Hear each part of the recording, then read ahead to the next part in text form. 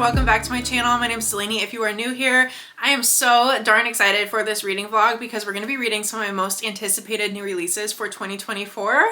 And I just cannot wait for these. I have 3 books on my mind for this video that have been high up on my TBR and truly some of my most anticipated books of the year.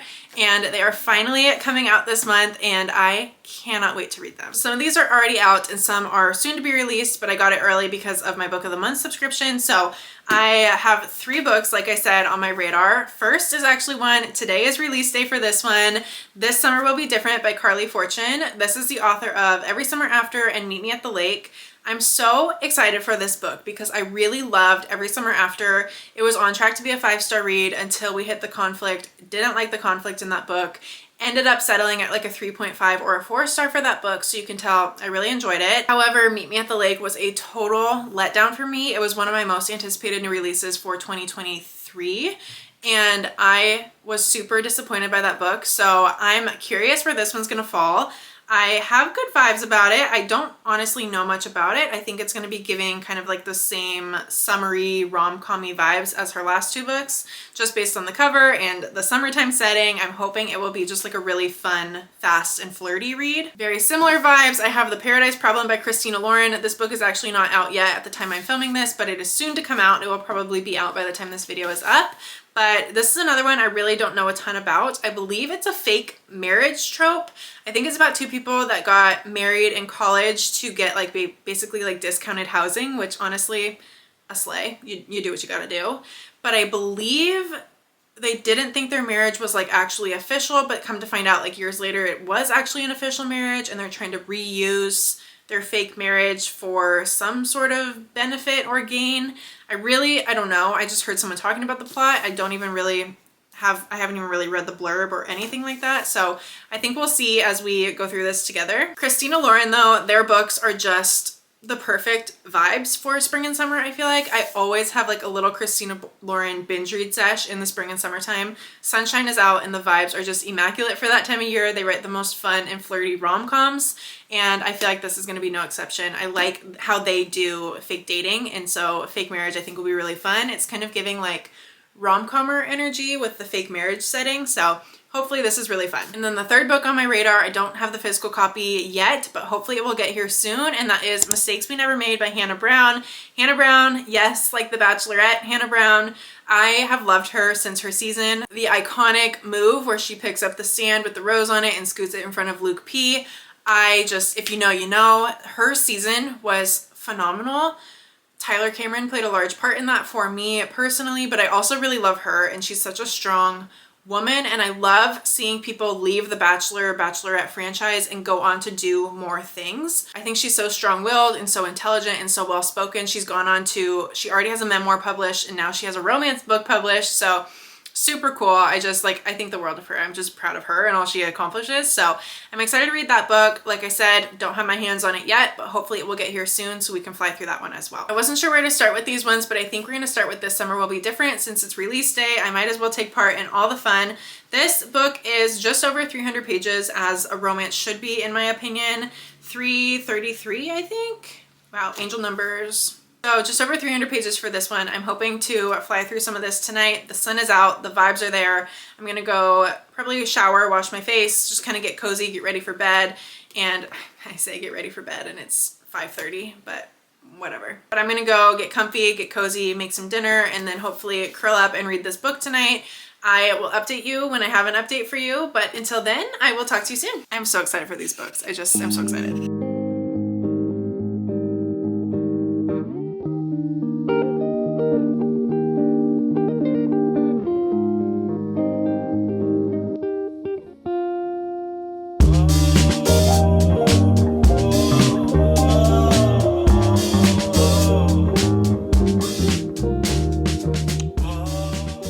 Time for us to chat and get caught up. I guess I can just grab it, it's right here. I read This Summer Will Be Different very, very quickly, and I think I took like a couple of B-roll clips, but I never really stopped to update you because it was literally 2 nights worth of reading where I just laid in bed and I read the first half and then I laid in bed and I read the second half. It went very, very quickly. I think it was 2 nights. Was it 3 nights? Either way, I read this book very, very quickly and I feel like that is an accurate representation of what I would say about the book. Is like, it is a book that I feel like you can sit down and binge in 1 or 2 sittings. It feels like a really great summer read, like a really great beach read, which is obviously this summer will be different. It is like a summer themed book. I wasn't wowed by it.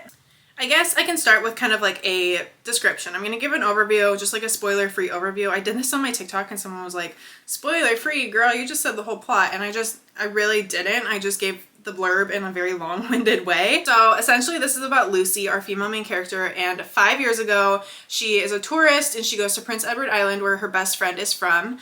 And she gets there and her best friend was supposed to meet her there, but her best friend, her name is Bridget, her flight was delayed, and so Lucy ends up getting there alone. So she's like, okay, I'll just take the night, I'll explore. Bridget's like, there's a key at my family's home, like just show up at their home, keys under the mat, like let yourself in. So Bridget gets there, she goes to like an oyster bar type of place on Prince Edward Island, sees a guy working behind the counter, sparks fly, they get kind of like that tingly feeling, and they have a very steamy first night together. So she ends up going home with him. Come to find out at the end of that opening chapter, the boy, his name is Felix, is Bridget's brother. So it's a best friend's brother romance, but Lucy had never met Felix before, so she didn't know that that was Bridget's brother. Character breakdown: Lucy's our female main character, Felix is the love interest, Bridget's the best friend, Felix and Bridget are siblings. And this is complicated because Bridget had 3 rules for Lucy when she went on this trip to Prince Edward Island. The 3rd rule was, you cannot fall in love with my brother. So Lucy is like, holy crap, Bridget cannot know about any of this. So that's really how the book opens, and that's 5 years in the past. In present day, Lucy is living in Toronto. She's working at her aunt's successful flower shop that she has taken over, and she's really like career oriented, really career driven, and living in kind of the big city of Toronto. Are still best friends in present day, but Bridget ends up taking off days before her wedding to go home to Prince Edward Island, and she gives Lucy a call and she's like, I'm having kind of a meltdown, like I need my best friend, can you fly out to Prince Edward Island and meet me here? So Lucy, knowing that Bridget is supposed to be getting married soon, is like assuming that this has to do with her wedding and like maybe that she's calling the wedding off. So there's a lot of tension there because Bridget won't tell Lucy like what's wrong, like why she up and left her life and like needed all this support and why she's acting so funny. So there's like a best friend, no one's like conflict, but definitely tension, because Lucy's like, what the heck is going on? Like, I'm here to support you, but I need to get back to my life and I don't even know how to support you because I don't know what's going on. And Bridget's like, I don't want to talk about it. So Lucy, being the friend she is, leaves her life behind, leaves her career behind, and goes to support Bridget on Prince Edward Island. She gets there, Felix, the brother, is there, lots of tension there because Bridget still doesn't know about Lucy and Felix's past. That was a huge, complex, long-winded blurb. I would have been quicker to just read you the blurb off the back of the book, but essentially that is the plot, and I thought that was really fun and really flirty, and I feel like that's kind of how I would describe this book. It's just, it's fun and it's quick, but I don't know how impacted I was. I wasn't really connected to this story, and I'll tell you why. This plot is starting to feel really overdone. It reminded me of the past 2 Carly Fortune books in like format, like we're 5 years in the past, we're present day. We're 4 years in the past, we're present day. We're 3 years in the past, we're present day. You know what I mean? So I typically like that style. Like I like alternating timelines, but it just felt really repetitive and really redundant because of the past Carly Fortune books, and it felt almost identical in some ways. Very much was giving like people we meet on vacation vibes, like present day, like we shouldn't be together. There's this weird conflict that we don't really know what happened, but then we're going in the past and we're getting like the years leading up and like years and years of lived experiences together in history. I don't know, it just like felt like I had read it before. The book felt like deja vu. And I also feel, I think I put this in my Goodreads review, where I feel like there were some quotes that were thrown in just to be like Pinterest quotes. I always call them Pinterest quote, I always call it Pinterest quote writing when I feel like there are really meaningful quotes that like you would see on Tumblr back in the day, and it's just kind of thrown into the book, and it feels like the author almost threw them in for them to be underlined and like posted on Instagram. You know what I mean? Like there's writing that's just beautiful and it flows. Like Jessa Hastings, Ashley Poston, those authors, Abby Jimenez, I feel like the writing is just naturally beautiful. This one was at times, and then there were other times where it was like a one-liner quote was just thrown in, I think trying to be quote worthy, if that makes sense. As a whole, I would say this book was enjoyable. I had a fun time reading it. Again, like I said, I think it's a perfect beachy summer read if you want a book to just pack to the beach and you can sit and binge read it. Like, I truly feel like if I had the time and I wasn't getting tired when I was reading this at night, like I could have read this in one sitting.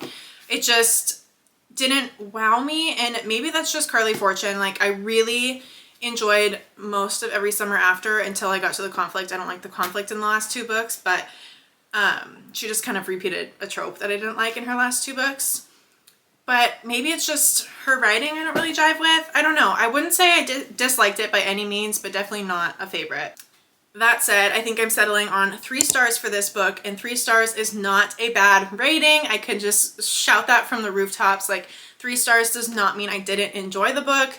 It means I would recommend it in some circumstances. Like, if someone asked me for a quick summer beach read, I would recommend this book. I enjoyed it, but not a book that I will be thinking about. I feel like that was a lot talking about just one book. So we're gonna set this one aside and hop into the next book, which I'm very excited about. I was waiting for this to get delivered, I think, when I filmed the intro, and it is here. I got Mistakes We Never Made. The publishing company, Forever Publishing, actually sent me this, and I'm so excited. There's Hannah Brown on the back. She's gorgeous. Oh, and this book is gorgeous. Abby Jimenez is quoted on the front, which is amazing. She says, a fun, fast, epic rom-com, which we love. I don't really know what this is about. Emma can sum up her situationship with hot as hell romantic red flag Finn Hughes in one word: almost. That's relatable. They almost dated in high school. They almost hooked up after college. They almost took things too far. One magical night. Their story is one series of almosts and nearlies. And now they just kind of can't stand each other, like, at all. These sworn enemies are crossing more than one... Wait, what? These sworn enemies are crossing more than just state lines. As old feelings spark once more, Emma begins to question whether risking your heart is ever really a mistake. Okay, so based on the blurb, we have 2 people with a lot of history, a lot of almost. It sounds like a complicated, toxic situationship that has been like on and off again for years. They are thrown back together when mutual friends are getting married and they're forced to interact. And then it sounds like they have to work together to try to keep their best friends together, maybe. And they're like going on this adventure together. So probably like some forced proximity. I'm here for it. Forced proximity, enemies to lovers, summer rom-com. I'm convinced. Let's do it.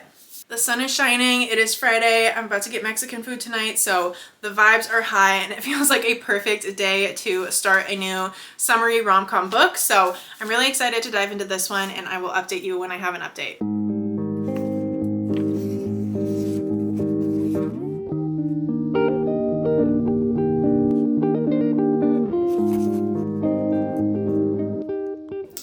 Book besties, ignore my hair. I'm trying to like not use heat on my hair because I was noticing it was getting like super brittle and like falling out. So I'm really trying to take better care of my hair. So that explains kind of like the lion's mane that I have going on. My dog is running in here. Hold on.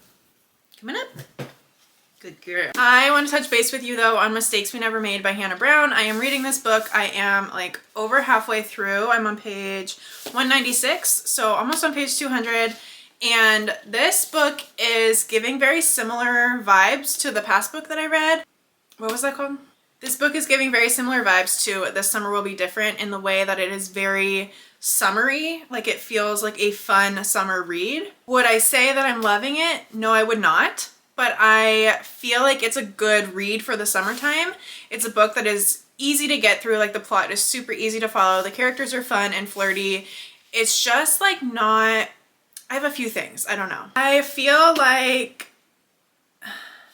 how do I word this? I feel like I took notes on my phone. Hold on. Let me reference my notes here because I was reading last night and I was like, I want to talk about this. Oh, if you're a fan of Christina Lauren rom-coms, I would say this is similar to some of their fluffier rom-coms in like the light-hearted, the fluff factor. They're just fluffy. A lot of this book is giving Christina Lauren in the way that some of the things happening are so, I wouldn't say unrealistic, but like they're just ridiculous. Like, they're funny. It's almost like slapstick humor. Is that a saying? Slapstick? Is that even what I mean? I don't know what that means. I've just heard that before, I think. The things that are happening in this book are like so ridiculous that they're just funny because it's like, is this really real life? Like, passing out and falling into the ocean and like he saves you before you fall into the ocean, throwing a burrito at somebody, like literally things that are so out of pocket and so ridiculously chaotic that it's just like I'm reading a rom-com. Like I'm reading a rom-com. So if you're looking for something like super deep or meaningful, this is not the book for you. But if you're looking for something that's just kind of fluffy and fun, this is a good pick. It's giving Christina Lauren in that way. I hope that makes sense. I also thought it was funny because Hannah Brown is obviously most known for being on The Bachelor and then being the Bachelorette. One of her best friends in this book, who's like kind of a central role, was on a reality dating show, and I thought that was funny because you know that's definitely like a little Easter egg tidbit there from like her own life. I feel like the friends in this book, it's almost like we're being set up where maybe there could be like an interconnected standalone series with this. I'm just gonna say that right now because if that happens, I want it to be on the record that I predicted it. The friends in this book are enough of a side character, like they're prominent enough in the story that I feel like there could be spin-offs for them in like an interconnected standalone series. I would read about the friends. I honestly like the friends more than I like the main character. I feel like she's very self-centered. I feel like she's a little bit aggressive, and I feel like she's annoying. So yeah, that's kind of my update as of now. I'm enjoying it. I'm having a fun time. It's just nothing like to write home about. It's nothing super meaningful in my opinion. It just feels a little bit cringy and a little bit ridiculous at times, like the things that are happening. When she threw a burrito at somebody, I was like, what am I reading right now? But it's fun. It's flirty. The plot is there. Essentially, these are two friends that have a long history, like dating back to high school. They are brought together for a mutual friend's wedding. The mutual friend, her name is Sybil. She kind of gets cold feet before her wedding and she up and takes off to Vegas. So these two people who have a history and they don't really get along because of their history are like going on this adventure, this road trip adventure to find Sybil and get her back for her wedding. And I just feel like the female main character is a little bit overbearing, specifically in regard to Sybil, like in regard to her best friend, like almost like controlling her life and just making it how she wants it to be rather than like respecting her friend. I don't know. Female main character is just rubbing me the wrong way for some reason, but that's beside the point. This book almost feels YA. It almost feels YA in the way that it's so ridiculous, but not in the content, if that makes sense. Like there's spice, there's discussion of like drugs and alcohol. Like it's not a YA book, but it feels YA in the way the humor is and the way it just feels so ridiculous and funny. So that said, that's where we're at right now. Like I said, I'm on chapter 17, page 196. So I'm hopefully going to finish this book maybe tonight if I have some time to sit down and read. I'm, like I said, over halfway. So I feel like I could finish this in another sitting or two, but I will definitely update when I do with like a rating and a full review. Right now, it's enjoyable. It's a fun summer read, but not something I would like go above and beyond to recommend to somebody. It's just feeling like a typical rom-com that's just a little bit fluffy and ridiculous. My toilet just got flushed and it's still refilling. Hold on.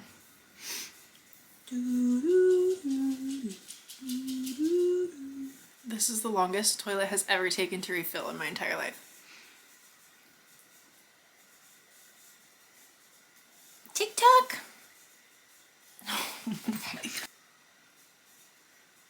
It's still refilling.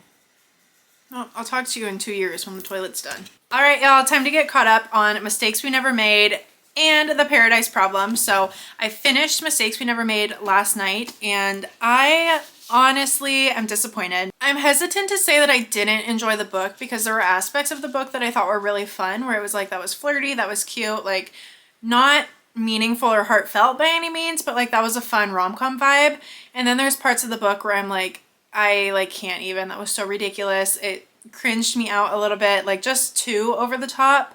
And I keep talking about the burrito. Like she literally threw a burrito at somebody. She gets into physical altercations with people and she like goes beast mode, which I know is like one of Hannah Brown's taglines, but it just like was giving anger management a little bit. Like in what world can you just go beast mode on somebody and it's completely fine? Like it's not quirky, it's not cute. It just, I think the female main character was my biggest beef with this book. I don't know, like her need to control everybody around her triggered something in me. I don't know what it is. Maybe I need to like work through this in therapy or something, but she was irritating me so badly. Like I was irritated at her for her friends. Like micromanaging, totally controlling everybody around her. And I was like, girl, like, you do you, let them do them. I don't know. I think the female main character was definitely my least favorite part of this story, coupled with how outlandish some of the plot was. Like, in what world are you actually throwing a burrito at somebody across a restaurant? Like, I just couldn't. Another major beef I had with this book is we had two major subplots regarding Sybil, the best friend in this book. Like, first and foremost, the entire plot of this story is like trying to get Sybil back for her wedding and like back to her fiance. And we got no real conclusion with either of the major subplots. Like, they were just left as a big question mark. And it felt like we were invested in Sybil, and then it got to the end and she was like, oh, but that's Sybil's story to tell, like, not my story to tell. Which makes me wonder even more, I'm pretty sure I said in the last clip, if she's planning to do like an interconnected standalone series and do books for each of the friends. Like, maybe that's why. I don't know. It just really irritated me that we had two major subplots in this book that never got tied up. This book, I had to like adjust my rating scale a little bit. I gave this 3 stars on Goodreads. That is rating in terms of fluffy rom-com. If we are rating in the grand scheme, like including like the Addicted series and Magnolia Parks and like heartfelt emotional books, this is more of like a 2-star for me. I just like, it just wasn't phenomenal in my opinion. Maybe my expectations were too high. I don't know what I was expecting going into it. I just know that I like Hannah Brown. I still really like Hannah Brown as a person, but this book just wasn't for me. Mainly the female main character. I just didn't enjoy her. However, talking about rom-coms, I jumped into The Paradise Problem. This is feeling like a rom-com done well, in my opinion. I love Christina Lauren. The majority of their books I really do enjoy. Again, they're kind of like usually in that 3-star rating range, sometimes 4 stars, but they're just fun and they're fluffy and they're lighthearted and they're the perfect like spring and summer reads. Like, I can binge them in a couple of sittings. They're just so flirty and the banter is hilarious. Basically, the plot of this book is we have Anna and Liam, and they got married when they were in college because Anna needed access to like family housing or something. Like, she couldn't afford her apartment. And so Liam agreed to marry her. So they were basically like fake married, but they were real married for housing in college. And so they lived together, but they like really were not romantically invested whatsoever. She didn't even know his first name. So they were married for that. And then he gave her divorce papers to sign and take to a lawyer. She never took them to a lawyer. She just signed them. Come to find out, I think we're 5 years in the future, they never actually got divorced. That's not a spoiler. This is on the back of the book, but they never actually got divorced. And now he needs her to be his wife around his family because his inheritance with his grandpa, I think, requires him to have been married for 5 years. So he ends up paying her like a lot of money to fake be his wife. So she is with his entire family. They are very wealthy. She is of a very different lifestyle. Like, the wealthy lifestyle is kind of like eye-opening to her. Like, she never really has had any of the nice things that his family is just really accustomed to. So this is really, really funny. I like how Christina Lauren does fake dating. I'm normally not a fake dating person whatsoever. I don't normally like that trope, but they are fake married here, similar to The Unhoneymooners. That's another book by Christina Lauren, which is fake marriage as well. And also similar vibes, kind of like vacation tropical vibes. So in this book, we also have like a really quirky, kind of sunshiny female main character and a little bit more like straight-laced by the book. Not necessarily grumpy, but definitely more like straight and narrow man. And she has bright pink hair. She's like quirky and fun and out there. She's really flirty and just relatable. She's quirky in a way that's not like cringy trying to be quirky, but quirky in a way that's just like relatable. Like, she talks about downing margaritas and just kind of being a mess. And I think she's just fun and like just relatable. That's really the best word for her. Their banter and the way that they're like embarrassing each other as they're fake married around his like super wealthy, well-to-do, classy family is absolutely hilarious, and the way that she's presenting herself is just so funny. We also have the only one bed trope, so that's an added little bonus of tension and angst in this storyline. I'm starting to see where there are like seeds planted for their relationship to be deeper and more emotional and more meaningful. Like, there's little Easter eggs of where we're gonna get more of an emotional, like heartfelt element here. So I can see how they can take this in a little bit more of a deeper way. But as of now, it just feels pretty surface, pretty lighthearted, and it's just fun. It's just a fun read. So as of now, I'm on chapter 14, so page 127. So I'm just almost halfway, I would say, and I'm really enjoying this so far. So far, I would say this is the winner of the video. I know I'm still early in it, but as of now, this is the one that has my attention most captivated, that I'm most excited to pick up and read, and I just love Christina Lauren's writing. Like, I could have told you that this was probably going to be my favorite one because I just love their writing. They write the most fun books, in my opinion. But that's the update as of now. I might go for a walk and listen to the audiobook of this. I got this on Audible, so I might listen to some of the audiobook and then come back and maybe read for a little bit. My mom's birthday is tomorrow, so I have some wrapping and some prep work that I need to do, so maybe I'll listen to the audiobook as I'm wrapping and stuff too. I don't know. We'll figure it out, but I will definitely keep you posted with more updates as I'm reading this, but so far, really enjoying it.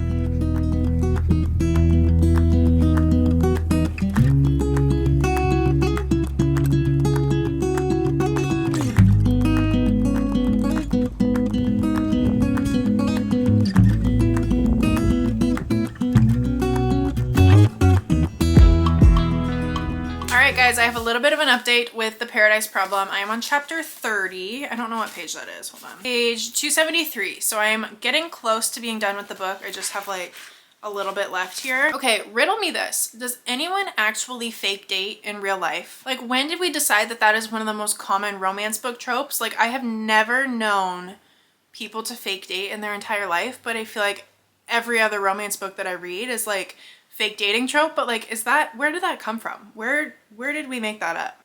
I feel like the other romance tropes are like somewhat realistic, like second chance, friends to lovers, enemies to lovers a little less so, but like fake dating, in what world? Maybe people do that. I've never done that. It could be kind of fun though. I would 10 out of 10 fake date somebody, but like, I just don't understand where that came from. And I think that's why I don't typically like that trope, because I'm like, who actually does this? I like romance books where I can really connect to them. But this one is just so much fun. Like, I'm just having a fun time reading this book. But as per usual, as I predicted, we are getting to where we're getting some deeper elements where it's like we're seeing the complexity of our main characters, where it's not just like fluffy and flirty and fun, where we're really seeing like the emotional depth and like family problems and trauma and emotions. And I love that in a romance. I love deeper romances, and I think that's what was missing from Mistakes We Never Made, is I felt like we tried to go deep, but it was like still so shallow that it was just like cringy and outlandish and weird. This is like so fun and flirty, which I think is what Mistakes We Never Made was going for. Kind of missed the mark for me. But this one really accomplished like being fun and flirty and the banter and like the laugh out loud moments, while also forming a deep connection between these two characters. Can you see my pimple patch? That's kind of embarrassing if you can. Whatever, I don't really care anymore. Also, there was a quote that I wrote down. I have to find it in my notes. I wrote down that the male main character said to her, and I was like, my heart.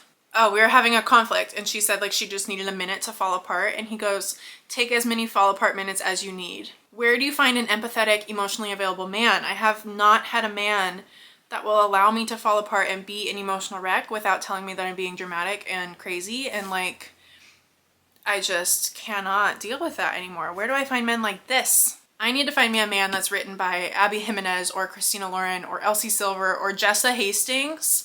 Maybe not. Maybe I don't want BJ. He's pretty toxic. Not in the last book though. If you've read Magnolia Parks, Into the Dark, I'll take that BJ. Like yeah, I like him there. I like him when he is toxic, let's be real. Maybe it's a me problem. But that's where we're at with this book. I'm hoping to finish this today. I might listen to some of the audiobook while I'm like cleaning my house today. If not, I'll sit down and just finish the rest of this book. There's not very many pages left. Yeah, hopefully we can round out this week, finish this third new release, and wrap up the video. That would be lovely, but we'll see how far I get. I'll update you. I'm getting a package. That's exciting. It looks like it might be books. Hold up, guys. If this is books, we'll do an unboxing. I'll be right back. This, I finally got into the box. I cut me like trying to open this out of the video because it was a struggle, as you can tell. But this is the coolest thing ever. This is like a mental health awareness book and package. This is the book. I highly recommend go checking it out. Please go check it out because it sounds amazing. Let me read you this little note. It says, "Hi, I made you something, but before we get to that, I've been thinking a lot about what I wanted to say to you. One of a small group of 50 that I handpicked to receive these boxes. I've been feeling overwhelmed with how many of us are seeming to have a hard time lately. I hope things are going well for you, but if they're not, I hope you understand how important it is to listen to your mind and body and give them what they need to be okay. I had to learn this the hard way. I hope you allow yourself to feel your feelings completely. I'm trying to be better at that too. Since this is a PR box and I should say something about Not About a Boy, I'll say this story means a lot to me. I'm very proud. I hope you love the book. More importantly, I hope it helps you begin to work through some things in your own life the way it did for me. My intention is for this to reach you during Mental Health Awareness Month. You should also be receiving an e-arc from HarperCollins if you haven't already. Inside this box, you'll find a few things inspired by Amelie, the main character in Not About a Boy. We have Mel's journal and a pen. Save this for when you really need it. Grippy socks, if you know, you know. I sure do. A scrunchie and a handkerchief sewn by my best friend for tying your hair back and sobbing. A playlist of 50 songs that tell Mel's story and have gotten me through a lot, and Mel's favorite candy. Thank you for being part of this release. Please take care of yourself. X Maya." Oh my gosh, this literally makes me want to cry. I have the most beautiful blue journal, and it is like engraved Not About a Boy, the book title, and the most beautiful gold pen to go with it. I'm such a journal person, so I love that. It says, "Do you feel it now?" It's like a little postcard with the book on the back. The most exciting, fun scrunchie in the whole wide world. And the handkerchief that's like custom embroidered. It says Not About a Boy. And then grippy socks, which if you know, you know. I do know. And that's funny, not funny. Funny if you're experienced this and you're able to joke about mental health. Not funny in the grand scheme, but a little grippy sock vacation. If you know, you know.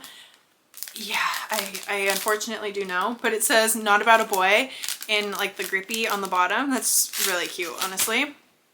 And Swedish Fish, which is apparently the main character's favorite candy and one of my favorite candies too. So this package is so freaking cool. I love people that are talking about mental health. Oh my gosh, even the paper, the tissue paper in here says "Feel It All."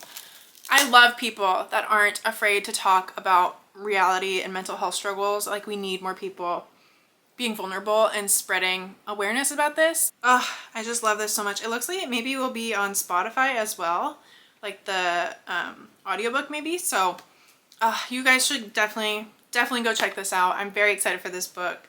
This package is just beautiful. Like, I'm in awe. This package is everything. Obsessed with this. Okay, I'm gonna go now. That was really good timing. I'm glad that package got delivered and we were able to unbox it together. That was really good timing that I was filming when that came in. But yeah, now I'm in my feels because that was the sweetest thing ever. Okay, I just love that so much, but I have to get back to work and then we'll be finishing the Paradise Problem hopefully today, and I'll update you soon.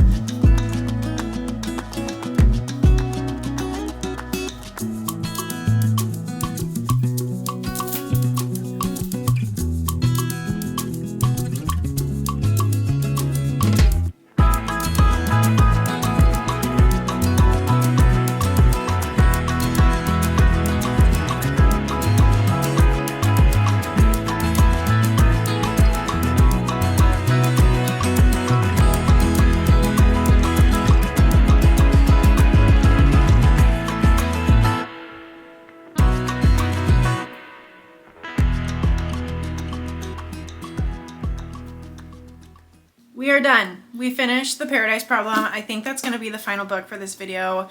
I had left it kind of open-ended, I believe, for potential new releases, but I think 3 new releases is good. I want to get back to my May TBR to try to get some of those books read, but I finished The Paradise Problem.